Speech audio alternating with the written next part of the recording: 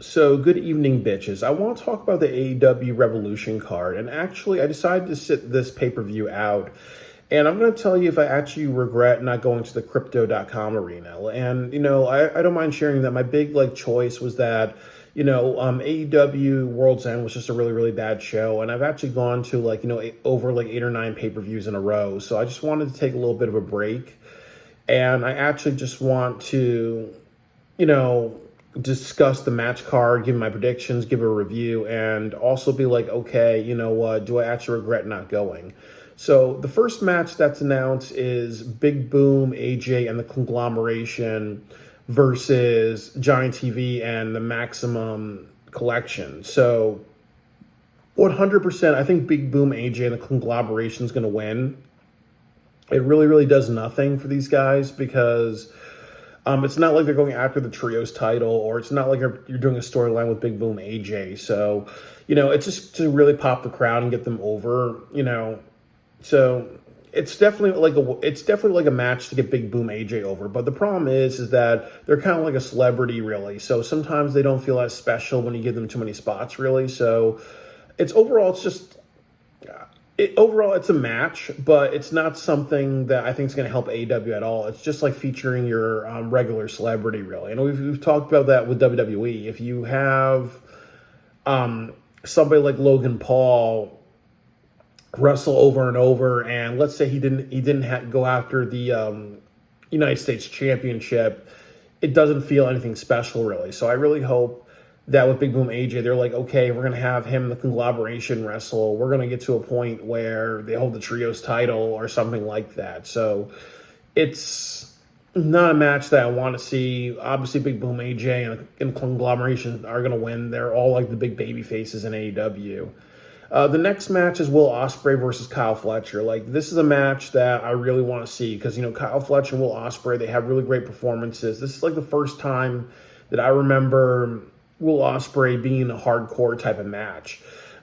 Yes, you got that triple threat match with him and Ricochet and Takeshita, but that really didn't. That really wasn't him using chains or whatever type of weapon. It's good to see a new dynamic with Will Ospreay, but the other issue is that they face each other either 5 or 6 times, so it has to get to a point where the match has to end, and the match their feud has to end. They have to move on. And then the other issue, and I think another bad thing about this, is that my prediction is Will Ospreay is going to win, but Kyle Fletcher really needs to win because honestly, you cannot do these things where Kyle Fletcher loses too much because it's almost like, where does he go? He's almost facing like John Cena in the mid 2000s. It's almost like, what do you do with Kyle Fletcher if he loses? You have to get to a point where you have to have your villains beat the big baby faces, and then they have a certain direction, really. So I'm definitely really worried about who's going to win this match. I really think they're going to put Will Ospreay as the winner, and then it's going to be like, what are you going to do with Kyle Fletcher? And the other issue is that the Don Callis family cannot consistently lose. They actually have to have some victories. You actually have to do something with them.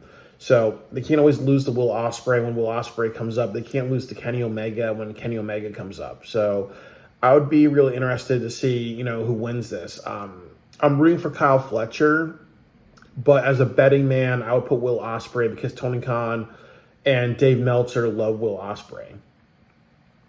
And the next match is Okada versus Brody King. 100%, Okada is definitely going to win this match because you've done really nothing with Brody King. You've not made him kind of a compelling challenger to the title. He's not had promos or talked about what this means or being like, I'm going to be a single star and this is going to mean something to me. This is not going to lead to Brody King holding the title. So Okada's going to win. Yes, I look forward to this match. It's 2 different styles. Brody King's a big powerhouse type of wrestler, a big body type of wrestler versus Okada, who's more of an athletic type of wrestler. He's kind of another Kenny Omega type. He can lift people. He can have a great performance. But I think the other big issue is, as I said, the other problem with Okada is that he likes comedy. He's kind of embraced that people like him doing comedy, really. So I think that, he has to be a little careful that he doesn't become a wrestler that's like, well, everybody wants me to be funny, so I'm gonna just throw in my comedy, really. So I'm a little worried about his direction, but this is the match I definitely want to see. It's gonna be good, like interesting uses of style. The next match is MJF versus Adam Page. I think MJF is going to win this match because I really think that one thing they can do at Dynasty is MJF versus Adam Page in a hardcore match or in a bloody match. They can kind of have a really big banger at Dynasty. So, yes, this is a match that I do want to see. But the problem is that MJF has been, he's not been losing, but he's lost a lot of momentum, really. And Adam Page has been in like a lot of matches and storylines where he's lost, really. So I really think that they need like a big blow-off match, and Adam Page needs to win that. But I think that the smart thing to do is give MJF the victory, have him cheat, have him take things too far, and then you're going to say, like, okay, we want to do this final match, this final confrontation at Dynasty. And then Dynasty's in Philadelphia, like the home of ECW, really. So I think that as a betting man, they're going to put this on MJF, and they're going to have another match. And I also feel that, yes, this is a match I do want to see. I think both of them need to have victories. Both of them need to kind of have a storyline. They need to kind of, just like Swerve and Ricochet, they need to kind of do a bunch of stuff, really, to just, make themselves bigger deals, have a feud that can say, hey, you know what, Tony Khan needs to stop overlooking these guys. They need to be in the heavyweight championship picture. We need to revigorate our heavyweight championship picture. And the best way to do that is people who deserve, who can do feuds, who can feud with each other, and actually, have, really big moments, and then saying, okay, we got to ride that momentum, and they got to be in the heavyweight championship picture. The next match is the Hurt Syndicate, Shelton Benjamin, Bobby Lashley with MVP versus the Outrunners. So I definitely want to see this match. This is a good usage of styles, like the powerhouse and the athletic Bobby Lashley and Shelton, and then the Outrunners who are kind of like the same way. They're more like, they're definitely like powerhouse wrestlers. They definitely have like charisma and gimmick, but the problem with the Outrunners is that, like I've said, I think that you can do a good journey with them if they lose this match, like of them saying, okay, we can't be sticking out our tongues, we can't be like, hey, truth or Turbo, you son of a bitch, and everything like that. They got to kind of get to a point where maybe they're realizing that, they're inspired by 80s wrestlers and they're fun, but they have to realize that maybe there has to be an element of taking it a little bit more seriously, like kind of just nix the comedy a little bit. When there's a serious moment, you got to be serious. The same thing with Harley Cameron. Like, she has to learn when to be serious. So I think that, there's a bigger story if they have a rematch at AEW All In for the titles, and then you put on the Outrunners. That's what I would do. But I definitely think this is a great match. I want to see this. I like that the Outrunners are getting some shine because, there is an audience for them. And there are people that like them, but they definitely need like a story. So I think the best thing to do is to have the Hurt Syndicate win. And then there's other teams that you can do. You can do Brian Cage and Lance Archer versus the Hurt Syndicate. You can do Kyle Fletcher and Mark Davis versus them. You can do Will Ospreay and Kenny Omega versus the Hurt Syndicate. You can do two members of the Death Riders, like maybe Pac and Claudio versus the Hurt Syndicate. There's a lot that you can really do. So I don't think it's time for the Hurt Syndicate to drop their titles. And, the Outrunners, they just need to kind of have more seriousness. So I think as a betting man, I would put on the Hurt Syndicate. And yes, this is a match that I want to see. Mercedes Moné versus Momo Watanabe. CEO, going CEO. I love that Mercedes Moné puppet. That's so funny. The other thing about it is that, this is, like, in my opinion, the worst match on the card, because who the fuck is Momo Watanabe? They've not done a good job. They've given her some matches. I'll give them that, really. But this is ultimately a New Japan Pro Wrestling match on American soil. Most people don't know who the fuck Momo Watanabe is, and you never do that. It's almost like if you had Zack Sabre Jr. face Cody Rhodes in the WWE, most people don't know who the fuck Zack Sabre Jr. is. You have to really establish people long term. Tony Khan likes to do this, where he throws in a lot of wrestlers from Japan that most people don't know about. This is acceptable at Forbidden Door, where people expect, New Japan Pro Wrestling people, not at a random like AEW Big Four pay-per-view, so it's a very poor choice that they had this match. She's not the right opponent. It should have been either Harley Cameron in a rematch, or it should have been like, maybe Britt Baker or Chris Statlander or Thunder Rosa. It should have been somebody that's more familiar with an audience, with the AEW audience. So it's a bad match. Obviously, Mercedes Moné is going to win, because there's no way that they're going to take the title off her, because she has a lot of creative booking. Why would you take the TBS championship off of somebody and give it to somebody that most people don't know about? It just doesn't make any sense, really. So she's going to win. It's predictable, and it's a bad match because, most people don't know who the fuck Momo Watanabe is. The next match is When I Swear, When I Drive, When I Swear, When I Drive, You Beating Me, You Lost Your Mind. Something like that, against Ricochet. To me, this is the match of the night for me. This is the match of the night because, Ricochet and When I Swear, When I Drive, When I Swear, When I Drop, You Beating Me, You Lost Your Mind. Swerve Strickland, he knows how to be compelling. And as I said, it's very, very sad that he's not the AEW champion. Like, honestly, they shouldn't have Bryan Danielson and Moxley be the champion. So, 100%, I really think Swerve Strickland's going to win this match. And what they need to do is have Swerve Strickland go after the AEW World Championship.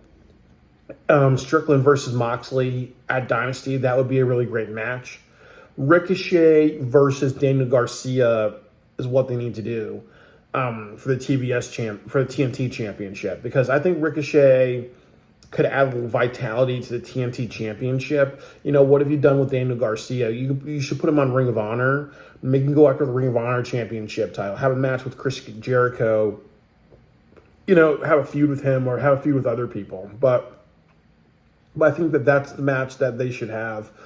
But I really, really fear that they're going to give Ricochet this, or there's actually a theory that Prince Nana is going to join Ricochet, and I really don't want to see that, because Ricochet is a great wrestler. He is working hard. Swerve Strickland is actually a good opponent for him, because with Strickland, he's forcing Ricochet to be serious, and also you're seeing what Ricochet is doing. He is talking about how people have not really respected him, and people kind of see him as a joke, really, and he's kind of relishing in that. He knows that balance between being serious like a Swerve Strickland and having some comedy and being a little annoying like Mercedes Moné, really. He has a good balance right now. So the problem is, if you do Adam Copeland versus Ricochet, the problem is I really see Ricochet in that hypothetical becoming obnoxious, annoying, and silly. And then what's going to happen is that he's going to just lose to Adam Copeland, and then he's going to become he's just going to be there to be there, really. So I really think that this is one of these matches that determine a really, really, sink or swim direction for AEW. It's definitely one of them, I think the second most important match on the card. Strickland needs to beat Ricochet, become the number one contender, and face either Copeland or Moxley at Dynasty. Moxley versus Strickland, that's gonna sell you out. That's gonna sell out Dynasty. Ricochet versus Copeland or Moxley would not. And having like Nana just turn on Swerve, it's like, what are you doing with that? Is Strickland a feud with Nana or whatever? And also too, like I said, if Swerve loses, he needs to join the Hurt Syndicate. And how do you go from feuding with Nana and Ricochet to joining the Hurt Syndicate? He's going to lose relevancy. So I really think that for AEW to make a really strong choice, Strickland needs to win this match, and he needs to face the world champion at AEW, Dynasty. And like I said, that this is a very, very important pay-per-view. They really need to show that AEW has its shit together. If they make a lot of bad booking decisions, you know what? They're not really going to last against the WWE, because the WWE is, hitting it on all fronts, really. They have to really do this. The next match, this is the match that I do want to see. Timeless Tony Storm versus Mariah May. This is a bad match. for a couple of things. That Mariah May and Tony Storm, they've been feuding for I think 18 months or something like that, like over a year and a half. This shit needs to end, and this has been drawn out way too long. And this pay-per-view feels like a night of champions. There's a lot of championship matches. There's a lot of repeat matches. So my prediction, and unfortunately, it's going to be Tony Storm, because Tony Khan loves Tony Storm. But I really think Mariah May should be the champion after this. And what you do is then you have Harley Cameron versus Mariah May. That would be what you can do. Or you do something where Tony Storm wins, and then you have Maria Shafir attack her, and then Maria Shafir becomes the AEW Women's Champion, and then you have Maria Shafir versus Harley Cameron. I do not think Megan Bayne is ready yet. She needs to maybe about 6 months really of just nonstop victories and being established, and she's not spoke on the promo really. So she's not the right replacement heel really. I just think Tony Storm versus Marina Shafir, you have a person associated with the Moxley faction. That's what you need to do really. But I think that this is going to be a really good match. It's going to be bloody and violent and a little out of control. So one thing that I like about this pay-per-view, and I'll give them credit for that, is Swerve and Ricochet and Moxley and Cope could be. They could be hardcore matches, but you can't have too many hardcore matches on a show, because then it loses effect, really. So you only have 2 of them. You have one for the men's, you have one for the women's. So that's a good structure. I give them a lot of credit for that.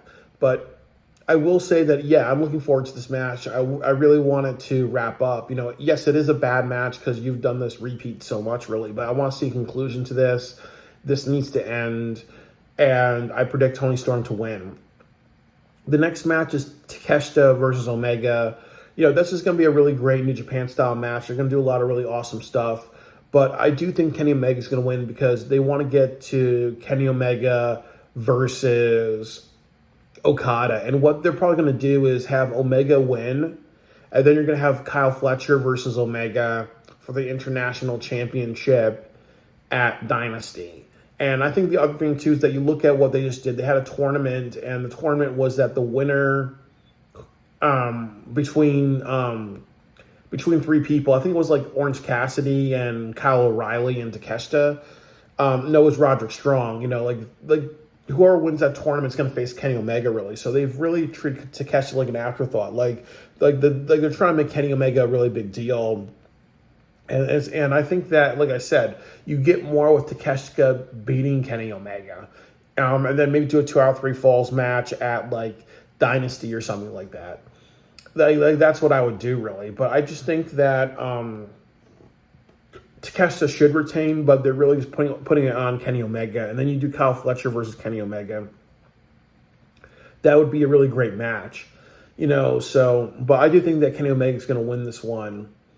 And because that's just how AEW books things. But yes, this is the match I do want to see. And then the main event is Jon Moxley versus Cope. Again, this is the most important match of the card, because this determines a lot of directions for the company. And I would say overall, I'm not really interested in this match. This is a match that I don't want to see for a couple of reasons. They did a horrible go-home show. You had Cope versus Wheeler Yuta. You had them talk a lot at the 9 o'clock main event when they should have main evented the show. Moxley's been a really bad champion. Copeland's really come off as a patriot of the company. He's coming off as a company man. I appreciate that, respect that. He's not trying to be like Booker T or Kevin Nash in TNA Wrestling. But Copeland is not the right champion for many reasons. Honestly, if he wins, it's going to feel like, okay, this is the WWE retirement home. The other thing, too, is, like I've said, if he's the babyface, there's 2 things that you can do. You can have Copeland versus Ricochet, and the problem is that if he faces Ricochet more than likely is going to be, kind of funny and bumbling and all that, really. The other issue is that you have Christian Cage. So the problem is that if you have Copeland become the champion, then what's going to happen if Christian Cage cashes in his title opportunity, and Christian Cage has lost a lot. He kind of jokes around with Hook, raises his hands up oh my God, please don't attack me. And I think we're a little like tired with factions. We need to kind of have a champion that's not part of a faction. So, Copeland winning is actually going to be very detrimental. The thing about John Moxley winning is that the best thing that you can do with Moxley is that you have Moxley versus Strickland, and that would be a really great match. And then what you do is you do something where Strickland loses to Moxley. He gets beaten down by Moxley and the Death Riders, and then you set up AEW Double or Nothing with Team Rated FTR, Adam Copeland, FTR, Swerve, and Hangman versus the Death Riders. And also in that, if I'm correct, really, I think that Marina Shafir, it's going to be the Death Riders versus MJF. It's the Death Riders and MJF, and then also you have Willow Nightingale, so it's a 6-on-6. That's what they should really do. If they really want Double or Nothing to, sell out and appeal to a wider audience and all that. So, definitely, definitely there's a lot of directions that they can do. Like, they have to think about the winner and say, like, hey, it's really about the best of the company, really. And like I've said, with Adam Copeland is not the right champion. He's not going to be a good champion. It's going to feel more like a Bryan Danielson type of champion. Because it's going to be like, who's going to, who's going to feud with Adam Copeland? And the problem is that, like I said, the best thing they'll probably have, like, Christian cash in the title opportunity, or say, hey, at Dynasty, it's going to be a triple threat. It's going to be Christian Cage versus Swerve Strickland versus Adam Copeland. Or they're going to say, hey, Moxley needs his rematch clause. So it's going to be Christian, Swerve, Copeland, and Moxley. And I don't want to see another fatal four-way. And Dynasty has to be a banger. Yes, it's WrestleMania month in April, but they have to really knock people's socks off, and that's really the goal of AEW, is to make logical booking decisions, give us something compelling where we want to see the next month of wrestling. And every pay-per-view this year needs to be a banger, because remember, the big appeal of AEW are their pay-per-views, so they can't fuck it up, really, so it's a really important match. My money is on Moxley. I think Moxley's going to retain. Copeland retaining is not going to be a good idea. So I want to go over the match card, one more time, tell you who I think is going to win. Big Boom AJ and Conglomeration is going to win. Will Ospreay is going to win. Okada's going to win. MGF is going to win. The Hurt Syndicate is going to win. Mercedes Moné is going to win. Swerve Strickland's going to win. Tiny Storm's going to win. Kenny Omega is going to win. And John Moxley is going to win. And I would say this, that Big Boom AJ and the Conglomeration versus Giant TV Maximum Models, I don't care about that match. Will Ospreay versus Kyle Fletcher, I care about that match. Okada versus Brody King, I care about that match. MJF versus Adam Page, I care about that match. Hurt Syndicate versus the Outrunners, I care about that match. Mercedes Moné versus Momo Watanabe, I don't care. Swerve Strickland versus Ricochet, I do care. Mariah May versus Toni Storm, it's going to be a really cool brawl between them. So, yes, I care. Takeshita versus Omega, I care. Moxley versus Cope, I don't care. So, that's like 7 matches on the card that I do care about.